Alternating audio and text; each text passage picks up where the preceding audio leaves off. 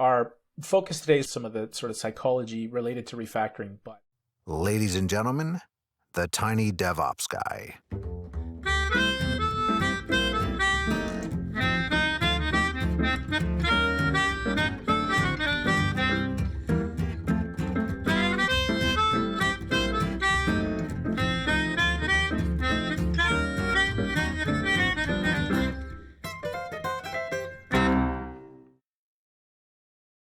Hello, everybody. Welcome to another episode of the Tiny DevOps Podcast. I'm your host, Jonathan Hall, and as always, we talk about DevOps for small companies and small teams. Today, I have a special guest, JB Rainsberger, who I've been following for several years, off and on.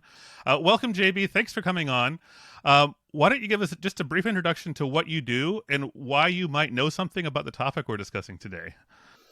yeah, thanks very much, Jonathan. It's nice to get a chance to chat with you. And I guess the short version is I'm an old XP guy. That's extreme programming. And I sort of became interested in not so much DevOps specifically. I'll admit I'm not as big a part of that community as maybe I could otherwise be. But a lot of what we were talking about in the early days of extreme programming kind of fairly logically flow into what DevOps has become. Mm-hmm. And at least that idea of sort of the programmers having more input and even control over their environment. And so I happened to become interested in this stuff because I wasn't a very good programmer. I felt like it was really hard for me to write 10 lines of code without making a mistake. And so things like test-first programming became interesting to me. And over the years, my general approach to software really hasn't changed that much from the sort of extreme programming days. Those fundamentals have really served me well over the last 20 years. I think one thing that's changed a lot is sort of the overall tone, message, framing of what those techniques, like test-first programming, like evolutionary design, like continuous releases, how that changes the way that programmers think about and experience the profession of software development. And so what's really emerged over the last 5 to 10 years for me has been to focus on helping programmers work with a lot less stress, help them feel... I want to help them feel better about their craft, not necessarily because I want them to become masters, not necessarily because their performance and their business results are that important to me, although they are for any clients listening. But I genuinely believe that great results come from programmers who have slack time and energy to care about their craft without being asked to do it, who feel like they have enough time to do good work, to protect their capacity to deliver features. And a lot of that, what lies at the center of that for a lot of programmers is stress. And so a lot of the techniques that I teach and write about, although they do produce good results, at their core, it's really about helping programmers work with less stress so that they can get out of their own way and do the kinds of things that will help them be better employers and better suppliers to their, or better employees and suppliers to their employers and clients. That's great. I think a lot of people in software development these days work with Scrum. To many people, Scrum is the face of Agile software development, right? And that's all they know. And I've experienced, I imagine you have too. I'd love to hear if not, that many people don't realize that there are a whole other set of practices that help them on a technical level. They think that they have backlogs and they have story points and they have product owners and Scrum masters, and they don't realize that there's a whole other school of resources and thought about doing the technical part of Agile better. And so I'm really excited to talk to you today about how we can dip into that and how people, especially those who've never heard of this idea that you mean there's more to Agile than just Scrum? Right. How can we do, what can we do? How can we take something away from this and improve? Yeah, I know that our focus today is probably going to be a little bit more on refactoring and some of the sort of psychology related to refactoring. But it is important to me for people to understand that what we call, it's complicated, but what we have been trying to call Agile software development for the last nearly 25 years now consists of a lot more than Scrum. There are various, we think of them as schools So just like in martial arts, you have various schools, just like in art, in painting, you have various schools where people maybe focus on certain kinds of techniques over others.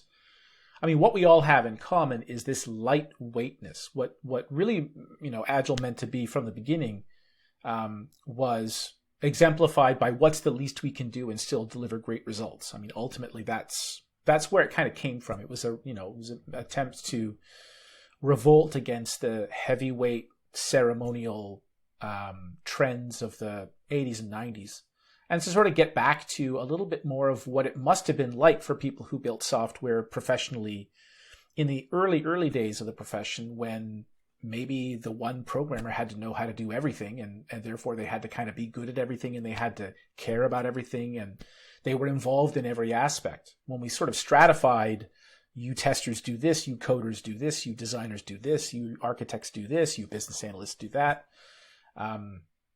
Basic theory of constraints thinking will tell us that all those handoffs are going to create delays, and those delays are going to create stress and suffering. We don't want to do that. And that's one of the reasons why I kind of want to reclaim the concept of lightweight software development, in part because I think lightweight does a better job of capturing what it is that we all have in common: Scrum, XP, FDD, DSDM, all the various schools, Crystal. Lightweight is one really important thing that we have in common. I mean, humane is another, and we'll get into that in a moment. And whereas maybe the word agile has become misconstrued and has kind of become the new heavyweight way of approaching things, or in some camps, as you mentioned, it has become mostly equated with sticky notes and retrospectives and product owners sticking their nose in where it doesn't belong and all this kind of other stuff. I kind of want to, if I get to wave my magic wand, that the next decade would involve sort of a back to the basic principles approach, where we try to just go back to that classic question: what is the least we can do and still deliver great results? And then look at our context and decide which of the various techniques, from extreme programming, from Scrum, from feature-driven development, from DSDM, from lean theory of constraints, any of these areas, Kanban method, whatever it is, and bring those to bear. It just, as I said, it so happens for me that because I'm more interested in helping people at an individual level, managing their energy, and particularly their stress level, is kind of where I've landed on that. And so one of the reasons that I want things, I like lightweight because it also kind of makes, we feel lightweight when we work with less stress, more focus, more concentration, worrying about one thing at a time. And I think that, there's one big thing I've noticed over the last 10 years is that a lot of programmers are trying very hard to figure out how to be good at their craft, and they feel kind of overwhelmed with all the things they need to learn now. It's much harder to be a programmer now than it was 20 years ago. And that's added a lot of stress. And then asking them to do things like master evolutionary design so that they can, protect their capacity to deliver features over the long term, while also fighting with the people who are worried that they're not delivering features quickly enough. That's enough stress to send anybody back to bed. And that's one of the things that I'd really like to help them with. This is a topic that I get asked about a lot. DevOps, someone decided that it was a good idea to take everything that you're talking about in dev and add ops onto the same so-called job title, right? We say that DevOps isn't really a job title, but it feels like it sometimes. And I get asked this all the time. Jonathan, how do I learn enough to be to do DevOps? How do I learn everything I need to know about solid principles and TDD and also Terraform and Kubernetes and all these million other things? So yes, we need to approach this in a lightweight way. So it seems like some of this comes easy for some people and not for others, right? So what's the difference? Why do some people just run with it and they seem to just, maybe they look like from the outside they look like a superhero. They're doing everything, and others of us, we struggle and we have all this complexity. What's the difference? That's a huge question. I'll try to answer a small part of it. Because the question that you asked right there, I don't know. I don't know what it is that makes people that makes it easy for some and not for others. But I have noticed one specific thing that seems to happen that is an indicator of the ones who kind of stick with it and see the benefits and realize those benefits. And in particular, thinking about something like evolutionary design. And the ones who kind of get stuck in this perpetual advanced beginner state.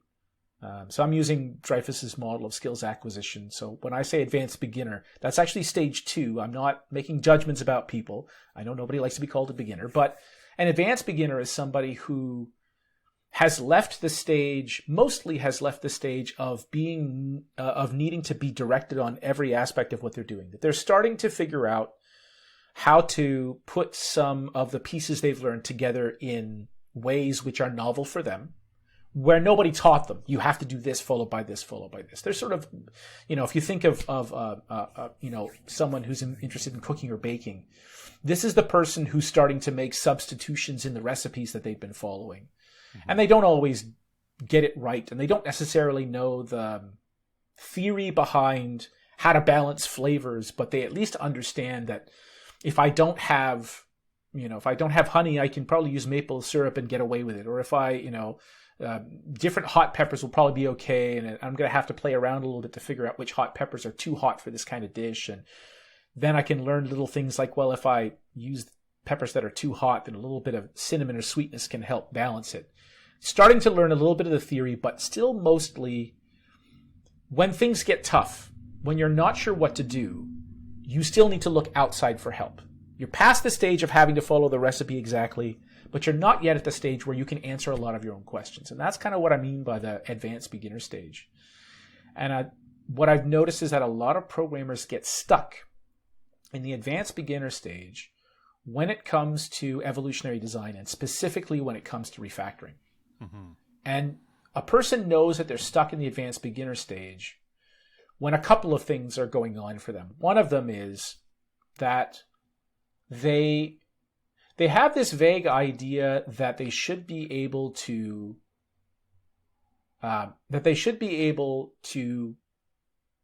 make room for a feature they're trying to add, or make it easier to fix a defect by making some relatively small changes to the structure of the code they're working on. But it's so difficult. I shouldn't say difficult. They still have to put so much conscious effort and attention into the steps of refactoring, into remembering, what keystrokes in their IDE were extract method or rename or move, or, how do I do the steps by hand? If I'm working in a plain text editor, what are the steps that I need to do in order to be able to safely move this function from that module to that module, and move this method from that class to that class? That when it comes time to actually execute the steps, they still require some conscious effort. It's not easy. I mean, they can figure it out.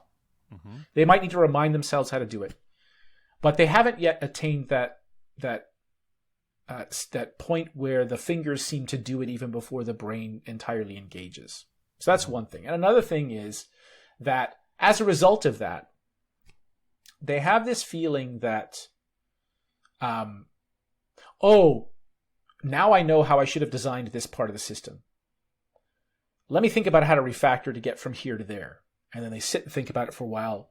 And they have this vague feeling of dread, like, I can't quite see how to get from here to there in a bunch of discrete, reversible, safe, easy to understand steps. Mm-hmm. I know how to throw this part of the code away and write it again, and hope that I get it done soon enough that nobody will be delayed by me doing that.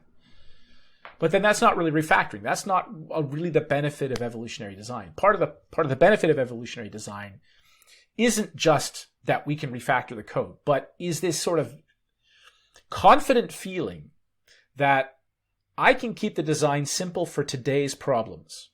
And next week, when we encounter a feature we didn't have in mind, or when we have to fix a problem we didn't realize was coming, we can just adapt the design to meet the needs of the future without anticipating the needs of the future. And we can kind of every week pretend that we made the right design decisions all along. That's really part of what refactoring is meant to enable. It's not meant to just be a mechanical way of changing design, but, imagine how powerful it would be if you could pretend that you always made exactly the right design decisions at every moment, and yet at the same time didn't have to anticipate the future. That's what evolutionary design is supposed to be about. And I think programmers, because they don't develop this facility with the craft, with the I was going to say the craft, but really more I mean the techniques involved, they get stuck in this feeling of, oh, I should be able to refactor here. Oh, it will take me too long. Oh, I'm feeling, product owner X or boss Y breathing down my neck. I know how to do it the fast way, even though it's not the right way. It'll probably be good enough. I'll try again next time. And then, of course, as we know, next time rarely comes, right? If I never feel like I know how to take advantage of evolutionary design to fix this problem right now, or to make room for that feature coming up in the next day, if I never practice it, I never get good enough at it to feel confident at it, which means that I'll never actually do it. And this is how we end up in this advanced beginner state forever. I might be willing to refactor as an exercise an hour or two every so often if it's a task that nobody's breathing down my neck for, but I'll never feel comfortable using it in an industrial strength situation under real time pressure when it could actually be valuable, when it could really have impact, let alone convincing the people around me to join me in doing it, which is a whole other problem. Indeed. What do you say to the people who, the naysayers about refactoring, or this more to the point, the evolutionary design? It would save us so much time if we would just do the big design up front. There's that school of thought too. Yep. And in my experience, most of those people have tried evolutionary design in some way and found it to be a disaster. How do you address these people? Yeah. So a couple of things. One, I think I heard this from Ron Jeffries for the first time 20 years ago, which was, if I knew which mistakes I was going to make in advance, I would have won the lottery by now. So that's one thing. That, one of the reasons why we can't just build the whole thing up front, or design the whole thing up front, I should say, is that we have this really strange habit programmers do of not noticing that the picture in our mind isn't quite right until we actually start writing code. That's when we find out, right? We've heard this in a million different ways. No plan survives contact with the enemy. I think that the primary difference between the people who favor evolutionary design and the people who favor design up front is that the people who favor evolutionary design have kind of accepted the idea that you probably can't understand it all in that much detail up front. That there is some amount of learning that happens when you build it. Mm-hmm. And some of that is simple stuff that you just didn't see coming. In principle, if you had thought about it for 2 weeks longer, you might have figured all that stuff out. But at the same time, it's very hard to understand everything at the highest scope and at the smallest level of detail and be comprehensive about the whole thing. I mean, that's asking a lot of any human.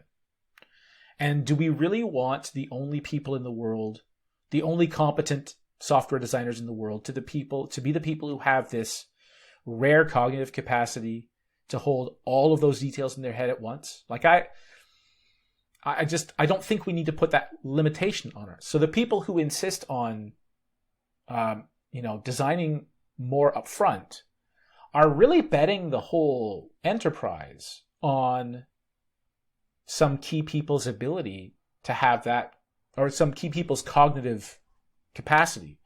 And I just don't think we need to do that. I think that one of the things that we've learned about evolutionary design and having practiced it for a long time is that once you get past that rut, once you sort of get past that state of advanced beginnerness, then evolutionary design is kind of a expert architect fabrication system. I mean, it helps people really deeply understand how to design systems well. They're designing systems better every day while they're learning. They deeply understand what makes modular design work.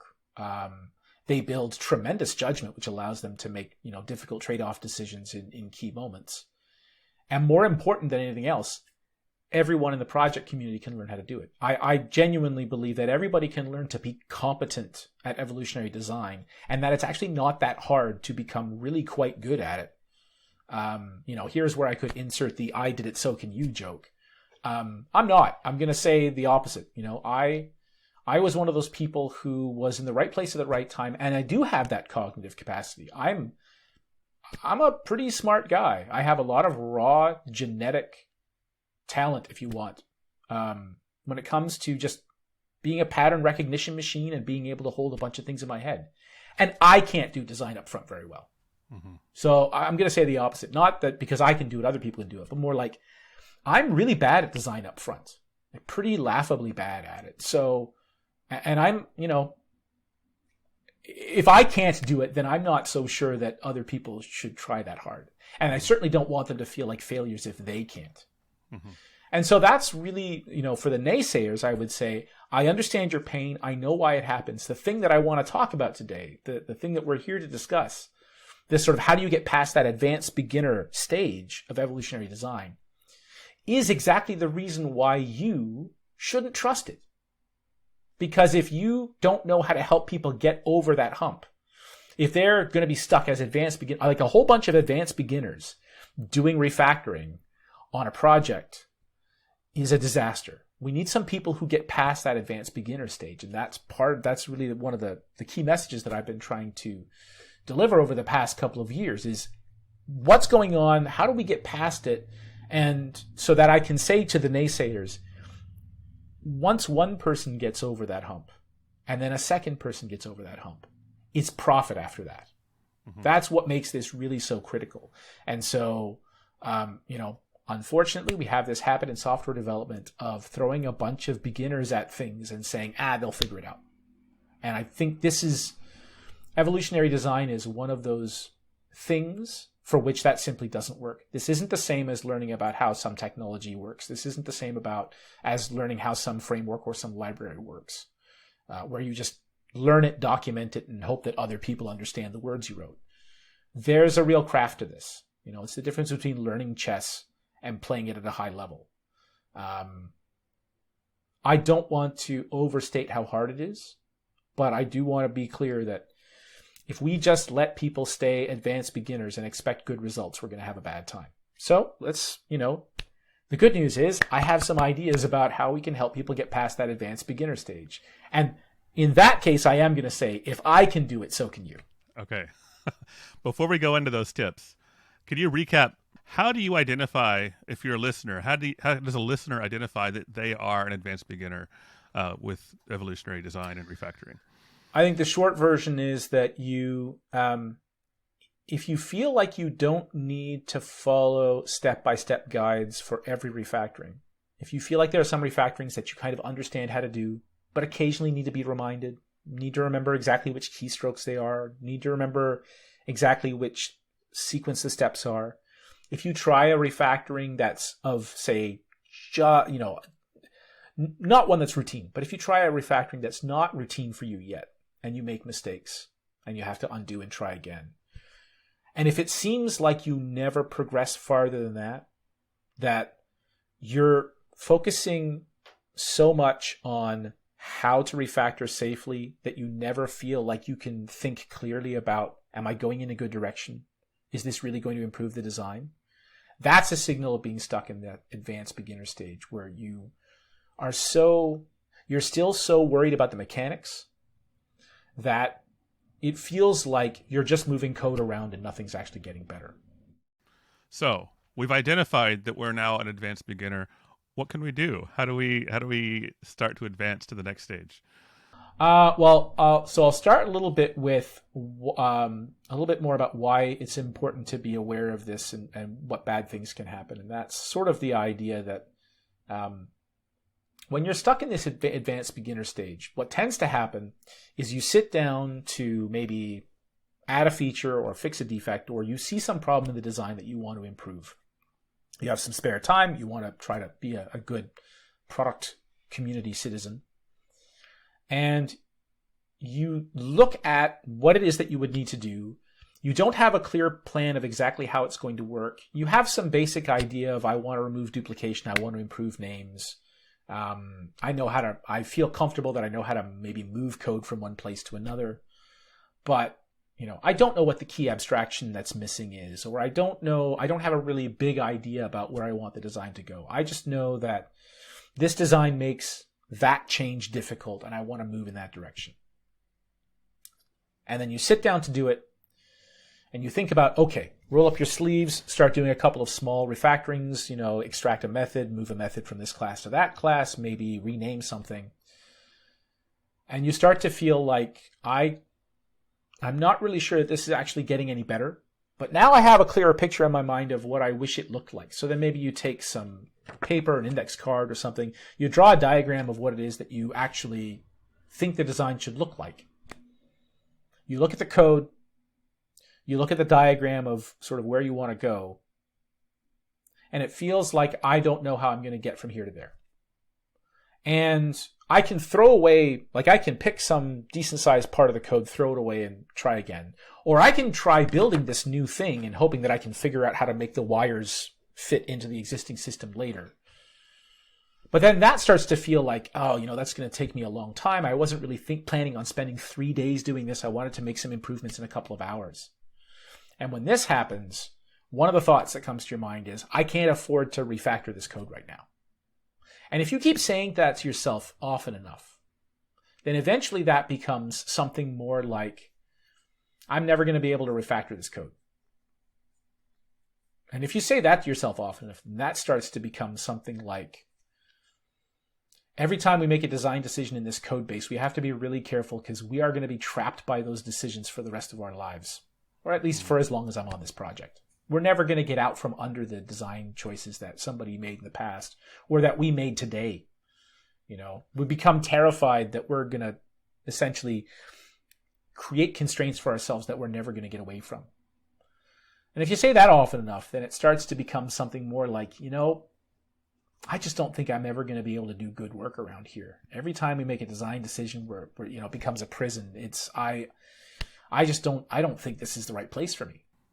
It sounds like you're talking about the other side of the coin when you hear lean practitioners say things like defer decision or implement something that you can change later. That's only valuable if you know how to change it later. Absolutely right? True. Right. Part of the point of refactoring is not just to make the design better, but part of the point of evolutionary design, like I said earlier, is to allow us to pretend that we made the perfect decision at every stage. Because if we make decisions less expensive to change, that doesn't just allow us to recover from changing conditions or to allow us to recover from actual mistakes, which do sometimes happen. We just have the wrong idea of what we needed and we do it incorrectly and we need to fix it. But think about how much freer you feel when you have confidence that you can change your mind. That changing your mind is not going to cost an exorbitant amount. That it's not a failure. It's not. It doesn't bring judgment with it, and it's something that you can just change your mind almost whenever you need to. I mean, there's a dark side to that too, but the bright side of it really is that if I feel comfortable changing my mind, then I don't have to agonize over this decision right now. I can afford to make a decision which seems reasonable for right now, knowing that I can change it later. And that sounds like a nightmare until you actually experience it and you realize that the amount of rework that you were terrified was going to happen actually tends not to happen. Yes, some rework does happen. Yes, there are some decisions that we make in the heat of the moment that end up not surviving even to the next day. But, the 85% of the time when we just sort of easily guide the design to evolve gives us a lot of spare energy to deal with the 15% of the time when we actually mess up. I think and what that does is that wears down our resistance. That makes it much easier for us to actually benefit from evolutionary design, right? The flip side, so the learned helplessness that I was describing earlier, the flip side of that is what happens when you really actually start to get good at this after a while. It's not just about being able to move code around, but it's about you start to feel like I don't have to agonize over every decision. The number of decisions that I need to agonize over goes way down. The number of decisions which are costly to change goes way down. We just have a lot more freedom to do what we need to do in the moment, knowing that we can make it fit the design better literally minutes later or weeks later, and it costs almost the same. And that turns, that's incredibly freeing. I think it's stress reducing on balance, that it really helps people feel like, that feeling of, I have to be careful about this decision because we'll fix it later, but later never comes. As we improve at evolutionary design, at refactoring in particular, later actually comes. I mean, part of the reason later never comes is that we feel like it's very expensive to change our decisions. But if we have hundreds and hundreds of examples of being able to change our decisions less expensively, correctly, accurately, safely, when we need to, actually, we can defer commitment and feel confident that it's the right decision. It's not something we're getting away with anymore. It becomes actually a strategy instead of a concession. And that makes it, that's, as you say, it's exactly what all the lean folks are telling us about real options thinking. If we don't learn those techniques, we'll never unlock that power. And so to get back to your question of how do we actually do this? I have good news and bad news. The good news is that by practicing evolutionary design, we are constantly bathing in example after example after example of good design, better design, bad design, worse design. Every time we try to refactor, we're adding a little bit more to our rich mental model of what makes design good. Now, the bad news is, if you only rely on the job practice, as it were, and I'm going to be very clear here, if you only rely on live practice under real pressure on a code base for which they pay you money, then your success will come down to luck. And this goes back to a question you asked earlier about why does it seem easy for some and not for others. One of the things that seems to happen is that if you're in the right place at the right time, and you have enough slack, and you believe in the value of evolutionary design, then you'll create opportunities to practice it in the way that I'm going to describe. And if you don't, then you won't. And if you don't practice deliberately, you're probably not going to get very far except by accident. Very few people can just read some books about evolutionary design and then do it well. So if you have no slack to learn to practice in a deliberate way, then that is almost certainly going to trap you in that state of advanced beginner. What is the relationship in your mind between refactoring, evolutionary design, and TDD? In the old days, we talked about test-first programming, where the only rule was you don't write production code until you have a failing test. And maybe another way to say it is you don't add behavior to the system without a failing test. And that's it. Test-first programming, the way it was written in the late 90s, that's really all it was. And that's the way I teach today. Now, the difference between test-first programming and test-driven development is the driven part. In fact, to the point where even in the early days, after Kent Beck published his Test-Driven Development by Example book, where he sort of signaled the division. Before that book, we talked about test-first programming, and after that book, we talked about test-driven development. And I think part of what he was emphasizing in that book, and the way that I think of it since, is that test-driven development is essentially the test-first programming rule plus refactoring. Okay. So if you just do test-first programming, when does design happen? Well, either design never happens and you get a big ball of mud that works, but eventually just becomes increasingly difficult to maintain.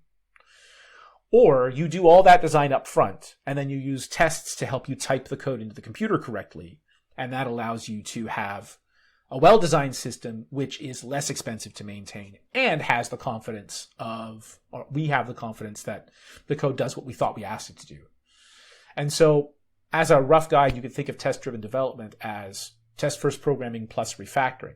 But what really the driven part of test-driven development, I believe, comes from being able to start to use the tests not only as a way to tell you if the code behaves the way you wanted, but to use the tests as a source of feedback about the design.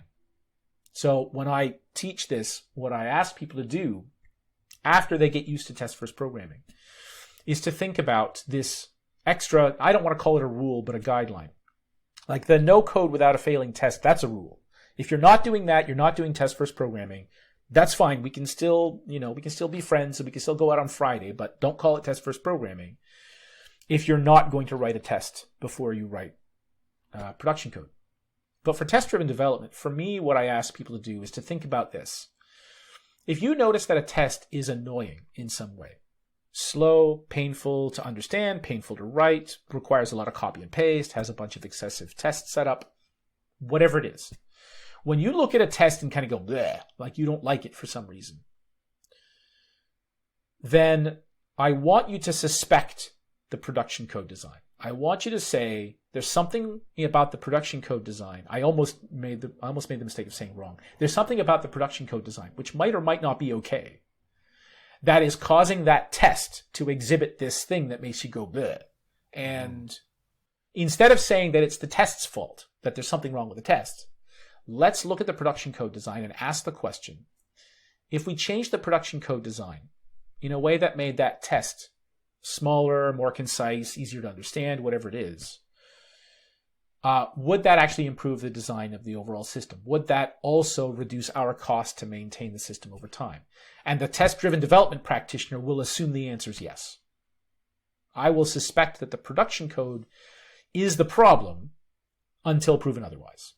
Okay. And that's really what distinguishes test-first programming and test-driven development. And then I can just say that test-driven development is just one particularly safe way of doing evolutionary design, right? In principle, you can do evolutionary design without tests. I'm not sure I would invest my own money in somebody doing evolutionary design without tests. It seems kind of risky. But I did run for 6 months a bunch of ensemble programming sessions through pubmob.com called Evolutionary Design Without Tests, where we expressly explored this question. What happens if we try to do evolutionary design without tests? How does it feel? What problems do we encounter? And the short version seemed to be that the conclusions we reached in 6 months were essentially that if you have experienced test-driven development practitioners, the habits that they've built when they've practiced TDD allow them to do evolutionary design without tests surprisingly well. However, the people who don't have those habits yet are perhaps going to struggle to learn how to change code in teeny tiny steps that are so small that each step is obviously correct. That what they have is kind of a vocabulary problem. Like they just haven't seen enough examples of, well, if I add 0 there in a way that's plus 12 and minus 12, then that allows me to rearrange the code in this way and poof, it gets easier. Or let me take that object or let me take that value and put it in a list and then take it back out of the list right away. But that will allow me to extract this function, which will improve the design a little bit. That those tricks, they just haven't seen enough of them yet. And one of the ways to see them is to practice refactoring. And one of the ways to safely practice refactoring is to have tests. And one of the ways to ensure you have tests is to write them first. So that kind of brings you back to, you can refactor without writing tests, but I wouldn't recommend it until you've spent a decade or so refactoring with tests. And then if I take them away from you, you'll probably survive and you'll probably actually do fairly well. Fred George and the programmer anarchy movement sort of established that you don't have to write tests your entire career, but it's probably a good idea to spend a good 5 to 10 years trying it on a daily basis. And the habits that you build are really going to be helpful. And then if I have to drop you into code where you don't have the tests that you want, or if I drop you in a situation where writing those tests is unusually expensive or unusually difficult, you don't have to feel stuck. But again, that goes back to the advanced beginner issue, right? Mm-hmm. Being stuck in the advanced beginner stage, part of that comes from never quite getting to the point where you've built those habits that allow you to do that without tests, safely, accurately, effectively, in a way that will make me feel comfortable paying for the project. Yeah. I hear you describing this, and it really resonates with my own experience. I learned to do TDD because I was trying to refactor, and I didn't feel safe about refactoring without tests, and so I was doing the test after. I'd been doing test after programming for a while. I write my code. I write some Yeah, tests. that's how I and of started course, too. Yeah. it covers 50 to 80% of the use cases, and then I would always later discover, oh, there's that one corner case I didn't think of covering, and so on and so forth. And then I think it was Michael Feather's book on refactoring that really drove home the idea of TDD. And I didn't run with it right away, but I would at least write a test before I would extract a function, or maybe I would extract first, but before I would refactor the function, I would write a test. And that's really what led me to the TDD thing. So and that's why I asked you, because I see refactoring and TDD is really going hand in hand, at least in my own experience. And I was curious. You've convinced me that I am an advanced beginner, and I need to get better at refactoring. And you've explained why it's important. What's the next step on my journey to improvement? Right. So the big thing that's missing. Tune in next week for the exciting conclusion. So our conversation took longer than expected, but that's all right. It just means we need to turn this into 2 episodes. If you're not already, be sure to subscribe so you're notified when the new episode comes out.